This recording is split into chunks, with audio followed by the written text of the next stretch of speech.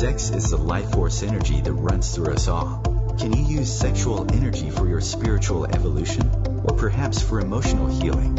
Is it even possible? Clinical sexologist Dr. Martha Tara Lee will explore all these and more on Eros Evolution on OMTimes Radio.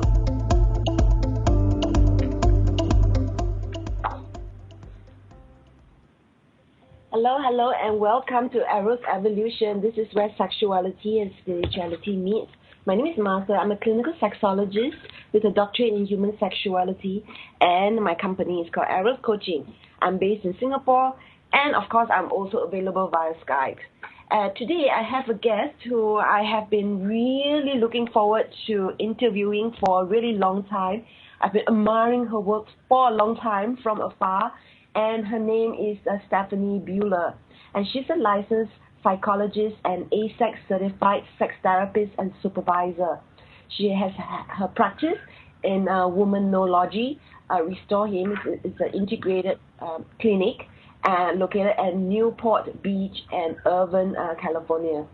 She's written several books, and her textbook, What Every Mental Health Professional Needs to Know About Sex, is used at universities all over the U.S.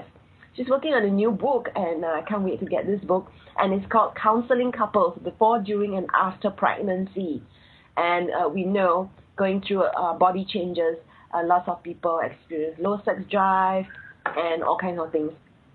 So she began her business, the Buehler Institute, in 2007, and the Institute trains therapists and counselors in how to help individuals and couples with their sexual problems. And this is one program that is completely online and available to anyone around the world who wants to learn more about sexuality. The other program is blended with part online and part live in Newport Beach. And you can go to her website, that's thebuehlerinstitute.com, and you can also find her on Facebook. Okay, so today's show, we're going to be talking about procreation and recreation. So the show title is When Procreation, Making Babies, and Recreation, Having Fun, collide, couples and intimacy during infertility treatment.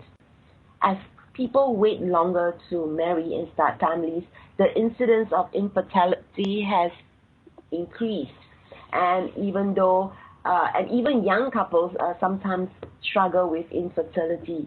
There are sexual problems that cause infertility, including vaginismus, which I work with a lot of clients on, and delayed ejaculation. This is a condition that happens when a man wants to ejaculate but cannot ejaculate when he wants to. It takes much longer. And infertility can also cause sexual difficulties, especially low desire, low sex drive. There are also emotional problems such as sadness and defeat that can make it difficult for couples to relate to each other. And in this program, today's show, Dr. Buehler will talk about the relationship and sexual difficulties related to infertility. So welcome to the show. Thank you for coming. Oh, thank you. Thank you for having me, Martha. I'm very excited to be doing this show with you.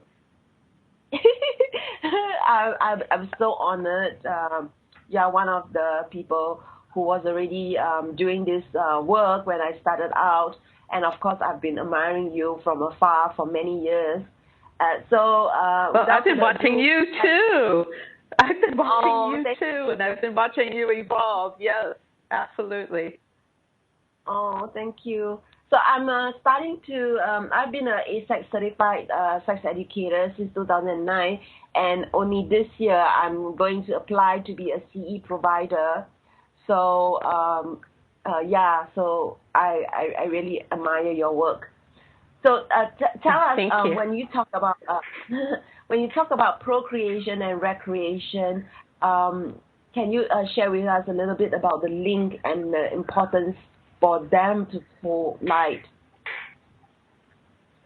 Yeah, so I'm writing a book called Counseling Couples Before, During, and After Pregnancy, Intimacy, and Sexuality. And what I noticed is that a lot of people these days, many people enjoy sex, of course, and they enjoy the recreational part of sex. But then when it comes to time to for family planning and for getting pregnant, sometimes there's a lot of pressure, or sometimes there are problems like infertility, and then people start to have sexual problems.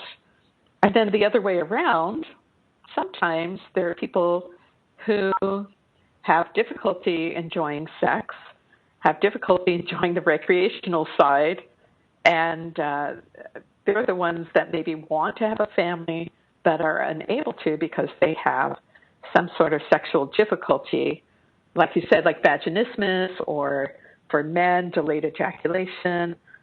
So you get kind of things going either way.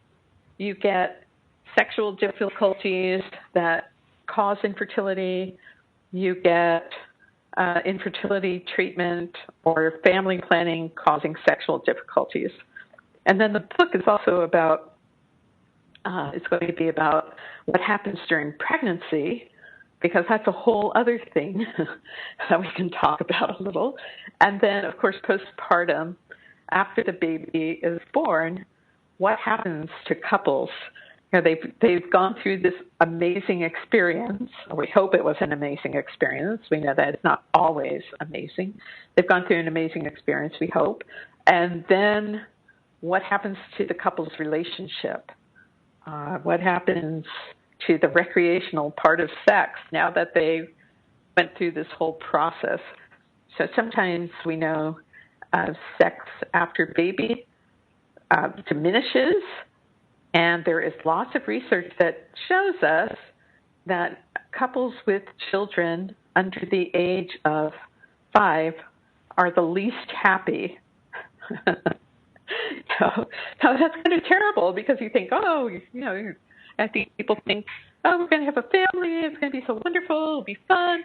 And there are parts of it that are, but then there are lots of parts of it that aren't.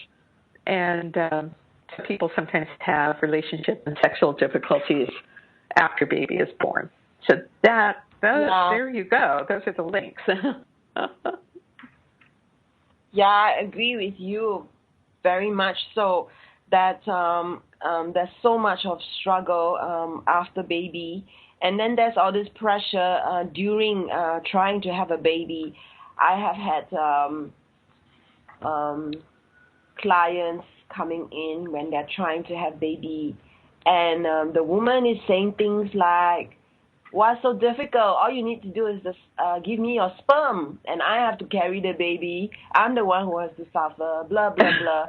And there's this sense of shaming the man that seems to happen. It's almost like this hate for men, but then you're trying to have a baby with this man that you're insulting. Right? Yeah, so there's a lot of shame that goes along with if you're trying to have a baby and things aren't working.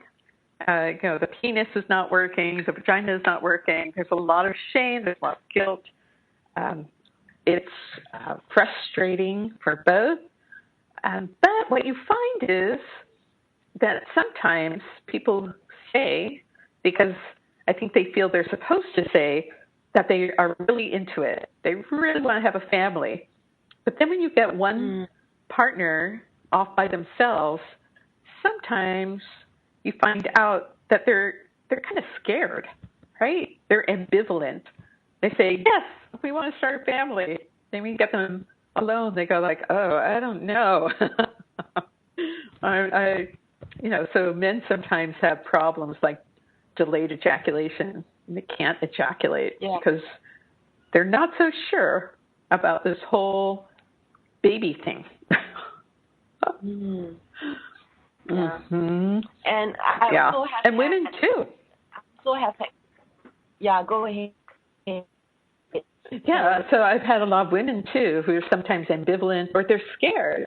Sometimes they're just scared of the prospect of labor and delivery. They've heard horror stories, or maybe their mother said, oh, when I had you, it was so horrible, and they're afraid it's going to be so painful and horrible.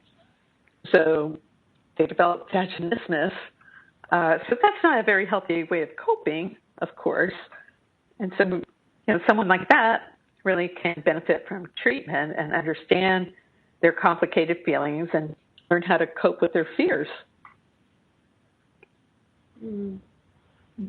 So while you're saying that you have clients who develop vaginismus when they're trying to have a baby, so that's secondary vaginismus? Mm-hmm. Yes. So vaginismus, I'm guessing that if women are if women have listened to you, they know, and I know that you treat vaginismus. So that's when penetration, venous vagina penetration is not possible or it's very painful. So a lot of those women sometimes they really do want a baby, but they won't come in for treatment of vaginismus until that point. So they've never, I've had couples, I'm sure you had too, with unconsummated marriage, sometimes a year, 2 years, 4 years, 7 years, where a couple has never had intercourse, but they want a family. The reason they've never had intercourse is often vaginismus. And I found that some of those women have a lot of fears about having sex for a number of reasons, but sometimes they're really afraid of becoming pregnant. They don't like the idea of having anything growing inside of them, or they don't like the idea of something being dependent on them. So those are very complicated feelings that take some time to talk through and get them resolved. Mm-hmm. Yeah. Yeah, I agree with you. Like, we often have the assumption that it's going to be so beautiful to get pregnant and have a baby, and yet there are women who feel that this is something that is a burden that's going to cramp their style, and also all those things that are going to happen to their body, the figure, and also the change, and how also right. A lot of people are. Yes. Yes, the responsibilities. Mm-hmm. Yeah. So I think,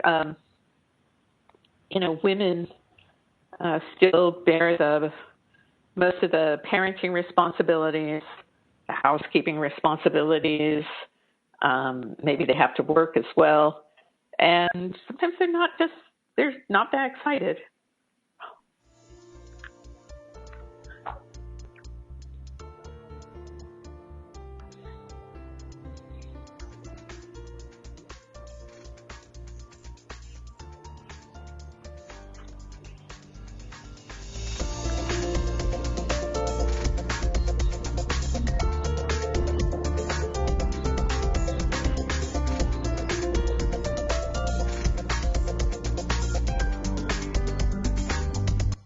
Your conscious lifestyle on steroids. OMTimes Radio. IOM FM. Host your show on IOM FM, the radio network of OMTimes Media, one of the more recognized brand names in the conscious community, and is backed by the extensive marketing reach of OMTimes. Hosting a show on IOM FM immediately connects you with our extensive dedicated community. Hi, I'm Kelly Fox, host and astrologer of The Astrology Show. Each week, I'll give you access to the current transits, which are a valuable tool that provide astrological information to help unlock the potential each of us has. Understanding the stars can help steer us in the right direction to make better informed choices. So if you're wondering what's going to happen in your week ahead, be sure to tune in to The Astrology Show for guidance. Mondays at 9 p.m. Eastern Time. Every 2 minutes, an American is sexually assaulted. The majority of victims know their attacker. It could be your friend, your neighbor, or someone you met at a party. If you said no, it's rape, and it's a crime. This is Christina Ricci with RAIN. Call the National Sexual Assault Hotline today at 1-800-656-HOPE or visit RAIN.org. That's RAINN.org. Brought to you by RAIN and this station.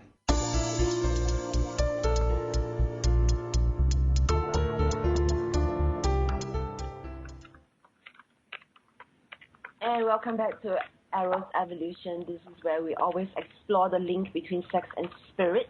And you can find this show on omtimes.com/mobile. With this show, you are able to listen to it without needing to download any app. So it's a live feed that is happening right now. Everything here is live. Just now I dropped out of the show, and now I'm back.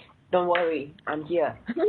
So we are with Stephanie Buehler, and she's a licensed psychotherapist and ASEX certified sex therapist and supervisor. And you can find her at the BuehllerInstitute.com. That's BUEHLER Institute.com. And we're talking about infertility today, the link between procreation and recreation. And just before break, we were talking about problems around infertility, some people not being able to consummate their marriage. Sometimes it's the male who doesn't really want to have a baby. Sometimes it's the woman. And this can really come to a head when they start trying. And so I know, Stephanie, that you work with a lot of people who have infertility. So maybe before we start using this word very loosely, what is infertility to you, and how is it treated? Right. So, well, I think the definition is for couples that are under the age of 35, if they have tried to become pregnant for a year without any result, then the thought is perhaps there is infertility. For couples over the age of 35, the understanding is that you should try for 6 months, and then if nothing happens, because time is of the essence, then you want to see a fertility specialist sooner than later. And infertility can happen for one partner, or it can happen for both partners, and there can be hormonal reasons, mechanical reasons, blockages, and for women, things like endometriosis. So there are a variety of problems that can make it difficult for couples to get pregnant. I think the rate of infertility here in the States is going up because people are delaying marriage, and so they are delaying having children. I know I have a lot of couples coming into my office saying, oh, well, the woman will say, oh, I'm 35, so I think we should start trying to have a family. And, well, I'm going, well, yes, definitely, if that's what you want, you should start trying. But really, women who wait, the chances of having trouble goes up, and also the chance of having miscarriage goes up as well. So that's not to say that women should feel pressured or forced to have children before the age of 35, just that they need to realize that there are risks associated with waiting. For men, women, of course, have to worry about the quality of their eggs. Men, not so much, although there is a little bit of research suggesting that as men get older, the quality of sperm may not be the same as it was when they were younger. But for the most part, unless a man has a sexual problem or has had, say, a cancer where he is no longer fertile, men can reproduce until they're into old age. Yes. Yeah. So when they learn that they are facing infertility, they would have all this whole range of emotions. And is this where you come in and work with them? Yes, definitely. I've had couples be so sad and sometimes very angry about when they find out that one or both of them have infertility. I've had couples even say, they grieve, I think. They grieve over the loss of health. So you have somebody who's maybe, 38, could be male or female. They look healthy, they look okay, but then they find out that there's actually something going on with them that they had no idea was a problem. And so there can be feelings of shame, anger, disappointment, and grief. Sometimes couples, I think, get very confused by the diagnosis. I've had couples say things like, well, maybe we're not really meant to be together. Maybe our chemistry isn't right, and so we don't belong together. So that just exposes a fear that they have.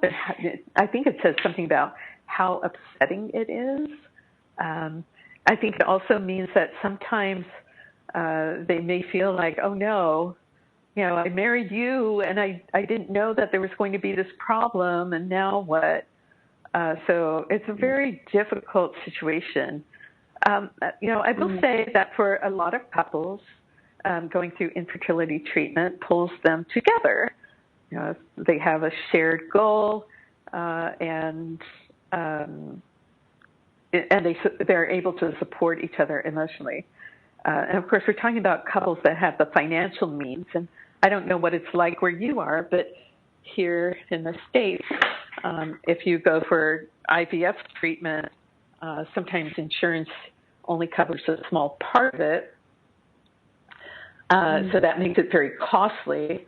I've had couples argue about whether or not they wanted to pursue treatment because of the expense. And maybe one does, and the other says, no, you know what, we can take in foster children or we can adopt. So you have disagreements. And then, of course, going through the treatment, if a woman is taking, say, injections to stimulate ovulation, I think we've all heard of women who've had a really terrible time and, with hormones being all over the place and just not feeling very good. And husbands sometimes don't know how to manage those things. And then because we are on a show about sexology, we also know that sometimes lesbian couples are going through these procedures as well. One is trying to get pregnant. And the idea of using where to get sperm from, donor sperm, and this kind of thing. And that's true for heterosexual couples as well. So it can become very complex. And I think people, because partners, it's a very tough situation, partners don't want to share their anxiety or their fears with each other because they're afraid they're going to hurt their partner, and their partner is going to think, well, you're not totally committed to this process, so why am I going through this? And so, sometimes partners don't share their feelings about what's going on, and they withdraw emotionally, and so you can get relationship problems that happen. And of course, those relationship problems can lead to sexual difficulties, right? So it's complicated. Yeah. Yes. So I really start to appreciate all the different layers of it from you. And this is where seeking talk therapy from someone like you will really support them. Do you feel like being able to deal with the emotional side of things, talking with you, helps them to conceive more easily? Yes, because I have one urologist that specializes in infertility, and he sends me a lot of men who have delayed ejaculation.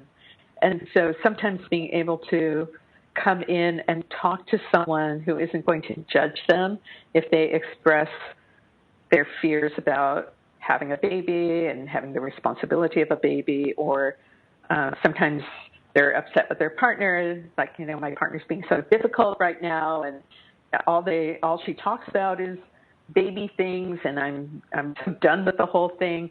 So having a place to vent and just kind of get their feelings out helps a lot. So anybody who's listening and thinking, we're going through that, maybe we should go talk to somebody, I would really encourage you to do so. And just talking to somebody once, twice, a couple of times can be very helpful. Yeah. Yes. And also the normalization of it, that it is common what they're going through, that other people go through this as well. Yes, I think that's a very good point. Because then you can, the therapist can say, you know what, you're not alone, and there are other people going through the same thing. Sometimes support groups are helpful, but I don't think, at least here, not a lot of great support for men. Women will go to groups or get online into chat rooms and forums and connect with other women. So I think it's sometimes, men get left out of the whole process. They sort of get marginalized and forgotten, and they have feelings about that. They're not just, they're not just the bringer of sperm. They're live human beings, and they have feelings too, even if they don't express them so easily. Yeah, I really can see that. And especially when men find that they can't really talk with other men when it comes to all these topics. There's this male bravado that seems to happen in male circles, and they often feel very isolated. And when they have an issue with their partner, they don't really know that they can talk about it. So that can be very challenging. Yes, for sure. Very challenging.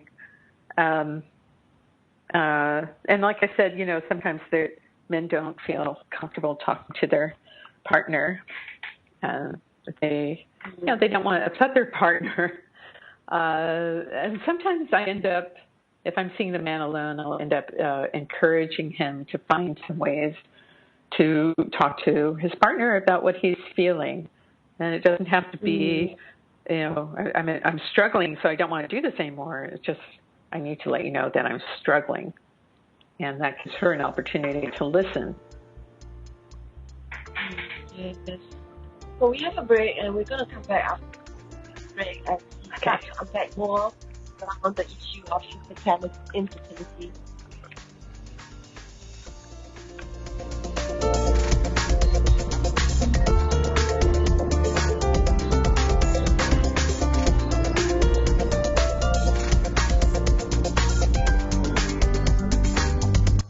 Free your mind with OMTimes Radio, IOM FM.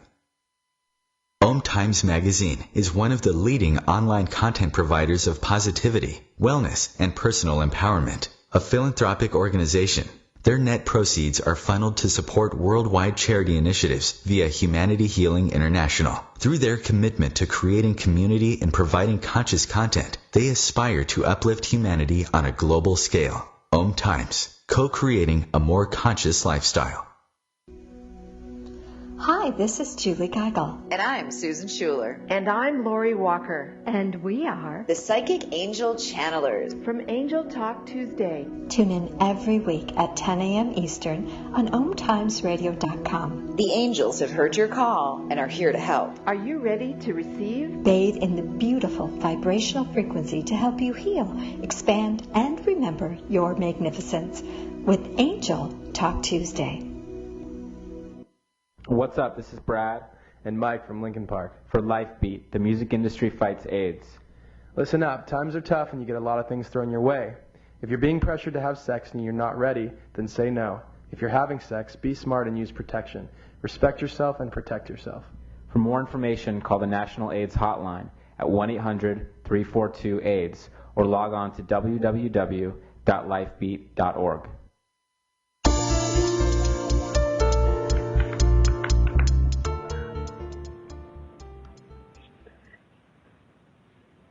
Welcome back to today's show. We're talking about the link between procreation and recreation when couples and intimacy during infertility treatment. And in today's show, we talked about some of the sexual problems that they face. We talked about the emotional side, the financial side that can happen, and the challenges that happens when They are having difficulties relating, talking about their feelings, thoughts, and the importance of getting support. And so Stephanie Buehler, she's here. She's with the BuehlerInstitute.com, and she works with lots of couples with this issue, with Womanology, Restore Him Clinic, with clinics located at Newport Beach and Irvine, California. And so, Stephanie, do you tell us a little bit more about the challenges that couples face when they are pregnant? Yes, so that's something that's been pretty interesting for me. Now, I don't get a lot of couples during the pregnancy, but I do get some. And I've had couples say, maybe they're not getting along, or I've had kind of interesting couples coming in. Sometimes the woman got pregnant, even though she has vaginismus. Maybe here we call it a splash pregnancy, meaning that the man ejaculated outside of the vagina, and sperm got to the egg, and it got fertilized. And so I've had women with vaginismus who are pregnant. So that's very interesting. They're usually kind of upset about the whole thing, as you can imagine.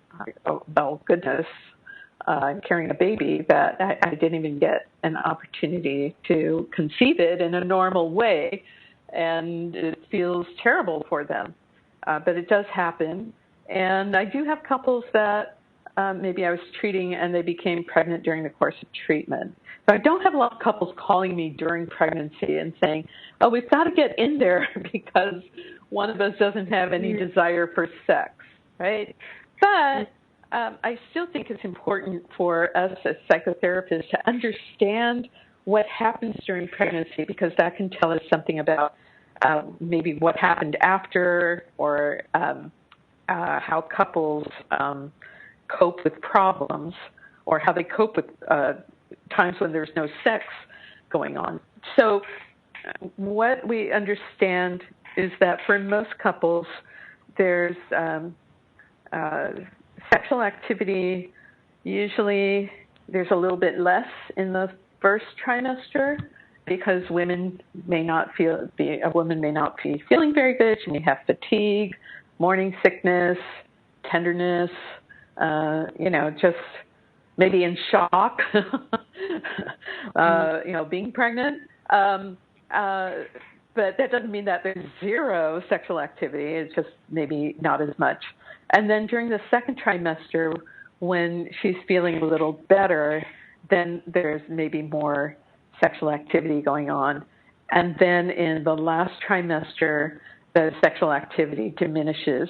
But, every couple seems to be different, and there are couples, and I have had couples in my practice who say they had sex or intercourse right up until, maybe 2 weeks before their child was born. So then you have to wonder about the couples where there was nothing happening, right? So no sexual activity at all. And the most, right? And so the most common reason that people don't have sex during pregnancy is that they are afraid that the fetus will hear them or will understand that they're having intercourse. Yeah. So I've had people say that to me, right? Like right to me, I'm going, you really don't believe that, do you? Yeah. So do you feel that it's a cultural thing, or like lack of sex education? Yeah. Right. Yeah. Yeah. But I understand too that I read a study in one culture, and I think it was a study done in Iran, where some of the women did not want to have intercourse during pregnancy because if they had a girl, it would mean that she had lost her virginity. And so that was very...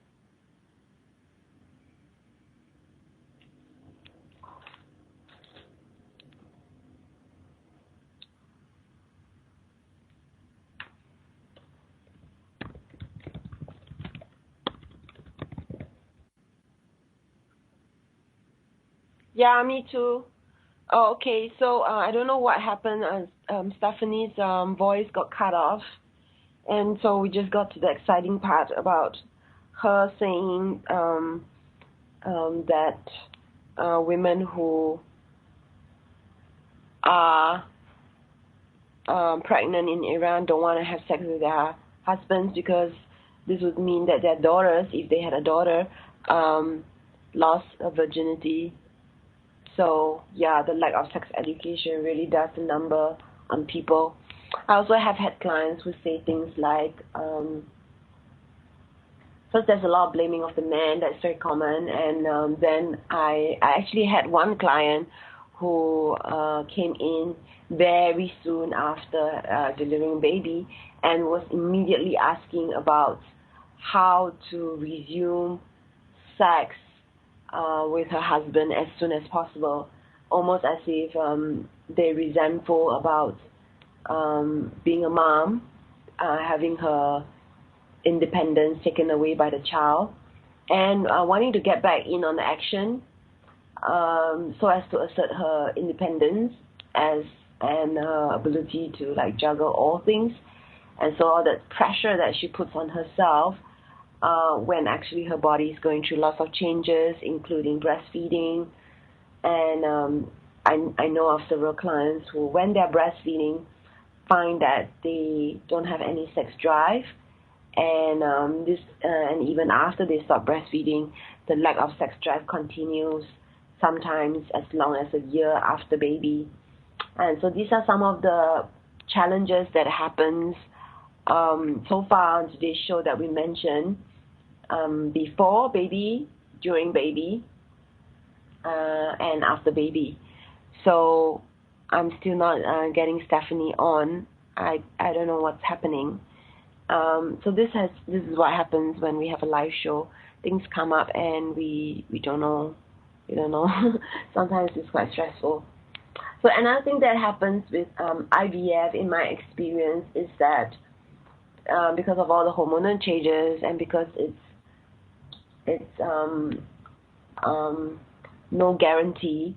I was told it's like 50% chance of getting pregnant, and so it's also very expensive. So in Singapore, at least, if you are below 30, you get the first treatment paid for by the government, I believe. And if you're above that age, you don't get that paid for by the government. And so that can be a real challenge for people who find that at the end of this, they consider like painful and emotional ride, doing hormonal injections to have more eggs come out for IVF, that they still end up not pregnant, and it's very stressful. So when it comes to that, it's really important, like what Stephanie mentioned just now, to get support. Women get support with support groups and finding communities online. I certainly know of people who have done that. And it was very interesting. Several years ago in Singapore, there was this article of this group of brides that got together to discuss what are the best, like photographers, venues, flowers, so on and so forth. And they continued supporting each other after their weddings, and then going into motherhood. And so there's this, I don't know whether there's this community that they created for themselves, all getting married the same year, all then starting to do family planning. And there's always the good and the bad around it. I guess the bad is this comparison that can happen. However, also in Asian culture, there's a lot of this collective activities that people really like doing. I never liked it. And so that's probably why I'm more able to cope with being a sexologist in Singapore, and caring less about what people think has helped me. However, I do see a lot of this, I call it like herd consciousness. They get caught up with what friends are doing, and they compare. Oh, this person just got married and she's pregnant. What about me? Why me? Poor me. That can happen, and that's very difficult when they also get asked a lot by their friends and family. Why are they not pregnant? They should get pregnant. It really helps the relationship. It helps, at least if the man were to leave her, she would at least have a child. So things like that. These kind of things gives a lot of pressure, especially to the woman, because there's this assumption that it's the woman who doesn't want a baby, and in reality, the man somehow doesn't seem to get the same kind of pressure that a woman seems to get when it comes to having a baby. And of course, there's lesbian couples, but that is not really talked about so much in Asia. I only know of one lesbian couple that conceived 2 kids, and they were considered the pioneers in Singapore. And so in today's show, we're talking about when procreation and recreation collide, couples and intimacy during infertility treatment.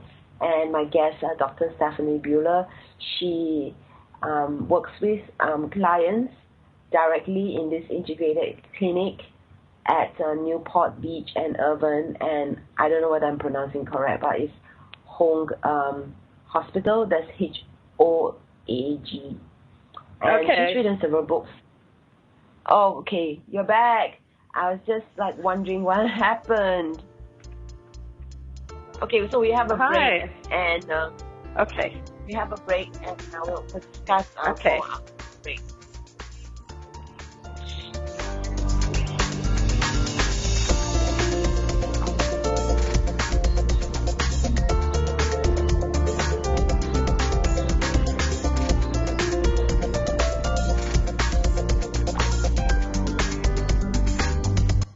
Bringing you the best of the conscious minds in the world. OMTimes Radio, your conscious lifestyle on steroids. The number one reason girls drop out of school in sub-Saharan Africa is lack of access to feminine hygiene products. The Pads for Schoolgirls Project, an outreach of Humanity Healing International, is changing this paradigm by setting up sewing programs at schools, teaching girls a vocational skill, while producing the reusable pads that help keep them attending classes. The girls pay it forward by making and giving pad kits to other girls in need. To learn more, visit humanityhealing.org. Humanity Healing is where your heart is. Join me, Tammy Adams, intuitive life coach and spiritual healer, for my new show, Karma Talk. Learn how to get rid of your karma so that you can start living the life you are meant to live. I am not going to tell you what you want to hear, but what you need to hear. Join me on Wednesday at 12 p.m. Eastern Time for Karma Talk on OMTimes Radio. It's on us to stop sexual assault. To get in the way before it happens. To get a friend home safe. And to not blame the victim. It's on us. To look out for each other. To not look the other way. It's on us to stand up. To step in. To take responsibility. It's on us, all of us, to stop sexual assault. Learn how and take the pledge at itsonus.org.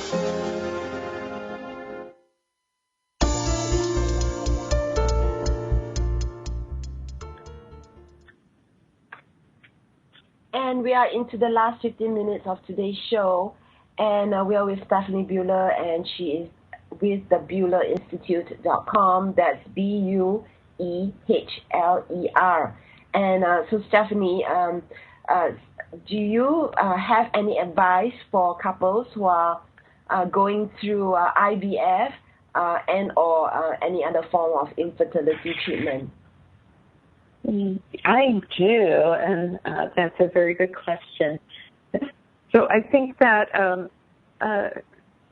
couples, first of all, I think that they should get support and not hold on to their feelings, to find friends or family or a support group or a therapist if they are struggling, and not try to go through it alone. And so that would be one thing. The other is one of the things that I tell couples, if they're having baby-making sex and they're finding it to be mechanical or robotic, and they may even worry that they're, might feel like their doctor is in the room with them while they're having sex, like looking over their shoulder, this kind of thing. So I think that, couples can do a couple of things. One is to have sex where, like non-baby making sex, and say, okay, when we have baby making sex, it's going to be kind of quick and we know what we're doing, and so we're just going to make it happen. And then have other sessions of lovemaking where it's going to be more enjoyable and pleasurable. I have had couples also decide that they were going to have fun and make baby-making sex fun for themselves, and set up the room in a special way, and maybe have dinner together and reminisce or hold hands or have some intimate time together, and then have baby-making sex. So I think those are good ideas. I think that if there is any sexual dysfunction going on, unfortunately, physicians are not always going to ask, and couples are sometimes embarrassed. So I would say don't be embarrassed if there's a sexual problem, to let the doctor know, because you don't want to go through a lot of treatment and there's really some kind of sexual function going on. It's not common, but it's not uncommon. So I just wouldn't be embarrassed about that. And sometimes men, for example, if they're anxious and they have a lot of performance anxiety during this time, even though they're maybe under the age of 40 or even under the age of 35, using a sexual aid like a Viagra, I think is fine to do. I think if a woman is feeling nervous and anxious about the whole thing, then I think good self-care is critical. Actually, I think for both partners. So, doing things for relaxation, doing yoga, doing qigong, doing some kind of massage or having massage, going for walks, doing things that are quiet activities that are enjoyable, and to just make a conscious effort to increase your self-care. That way, when it's time to have sex, you'll be a little more interested and a little more relaxed, and sex might feel better. I think that what I will say is that for some couples, making a child is sacred. And I don't think a lot of people talk about that. But I do think that there is, for some people, it's a sacred moment. And I think honoring that and being able to connect in a different way can be very enriching for a couple. So instead of, I think that's where we started, that link between procreation and recreation. I think it's sometimes difficult for people to think about making a child, having this spiritual experience, and making it fun too, right? But it's okay. Like, the spiritual can be fun. The spiritual does not have to be always deep, intense, kind of somber. It can be a celebration. It can bring light into this experience. And I think really any sexual experience, if the couple wants to access that, I think that's fine, and not to suppress feelings of love just because they're having sex. There's nothing shameful in having sex, and there's nothing shameful in having sex to have a baby. So I think that's important to keep in mind as well. Mm. Mm. I'm taking notes. I think, go ahead. No, I'm taking notes. I think it's beautiful. You're so knowledgeable, and I love all the things that you're saying. Yeah, thank you. It's knowledge that comes from curiosity, because so many couples, when they come in to see a sex therapist or any couples therapist really, they say, if you ask them, when did your relationship or when did your sex life get off track? And so often they will say, well, it was after the first child or second child, maybe even the third child. And, you have to wonder what was going on all the way along. And I've had people, when I ask them to talk about becoming pregnant and during the pregnancy, I actually get a lot of information. Not always. I mean, sometimes people go like, it's normal. I mean, we want to have a kid, and we had a kid, and the pregnancy was fine. It was kind of fun.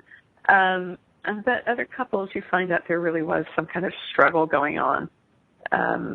And it's okay. It's okay to admit that, like you said, like everybody thinks that it's supposed to be such a happy, happy time. And maybe it isn't. Maybe you really feel terrible. Maybe the baby is sitting someplace and just kicking you so hard, and it's not fun, and you feel fat, and and the man is like, oh my gosh, I can't believe, what am I going to do? How am I going to support this child? That's what men worry about. Or what is our life going to be like once the baby is here? There's a lot of anxiety. And of course we have to think about, as we're thinking about pregnancy and all of that, there's depression. That's actually quite common for women to have baby blues, not so common to have deep depression. But I'm finding it, especially in writing this book, as I'm asking women what their mood was like. I'm surprised at how many women are telling me, I didn't realize it, but I think I was really depressed. So I would also say during this time, that's a really important message, during this time to, if you're feeling very depressed, to get help as well.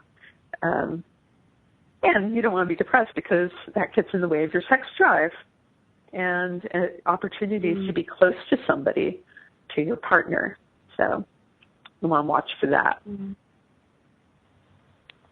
Great. So in this show, I always explore the link between sex and spirit. So in your own words, I was curious, what is the link between sex and spirit for you? So for me, I think to me it's about love. I do think that love is divine force and is one of the things that makes us want to connect to another person. I think that when you're with a partner and there is genuine love for each other, it allows you to take risks and to explore your sexuality. And I'd like to say, how much pleasure can you stand? And I do believe that our bodies were made in such a way to enjoy sexual pleasure. And I think that there is something divine in that enjoyment. And I wish people did not associate shame with their sexuality. There's no need for that.